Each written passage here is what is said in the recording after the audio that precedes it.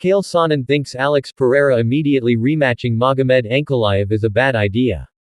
Pereira, 12-3 MMA, 9-2 UFC, lost his light heavyweight title to Ankalaev, the 1st January 21 MMA, the 1st January 12 UFC by unanimous decision in the UFC 313 main event earlier this month at T-Mobile Arena in Las Vegas.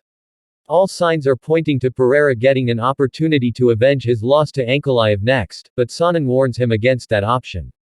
Poatan stuffed all 12 of Ankalaev's takedowns, but was outstruck and controlled in the fight. Sonnen sees a rematch likely going the same way. I'm a very big Alex Pereira fan, on a personal level, but also his work inside the cage, Sonnen told Submission Radio.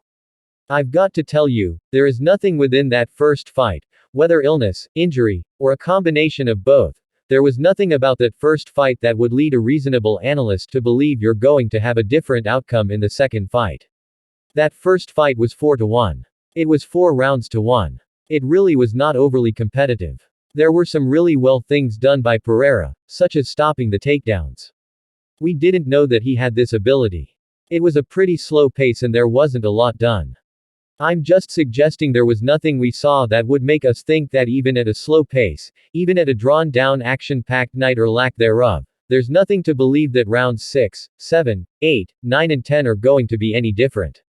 Whatever it is that Pereira is supposed to have learned in that job experience, why would we not believe an equal amount would be learned by Ankalaev? Whatever we're supposed to believe that Pereira gained to do a better job next time, why do we not believe that Ankalaev also? Ankalaev is the one that had his takedown stuffed. So in theory, he's the one that would have felt and known where the adjustments are to get the big guy off his feet. And once he gets him on the ground, I can't imagine that's where the judges are going to see it his way. Sonnen says history proves that Pereira could still land big opportunities off of a loss, but off of 2. It is a surprise and I think it's a risk, Sonnen said. The way we got Pereira to 205 pounds is contrary to what people remember. Most people's minds have played a trick on them. People believe Pereira got to 205 because he cleaned out 185, and that is not accurate. He got beat. When he got beat at 185, and he no longer has the belt, he no longer has to stay as the head of the division. He is free like anyone else to go anywhere that he wants. So if we wanted to get him to heavyweight, it wasn't by beating Ankalaev, thus cleaning out 205. It would have been to get him beat, which we did.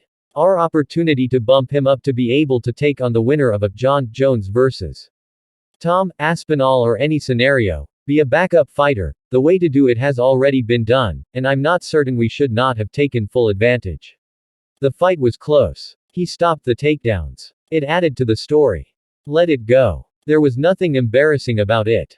But if you rematch and you drop 2 straight, particularly if it's dominant, that's where some embarrassment does set in.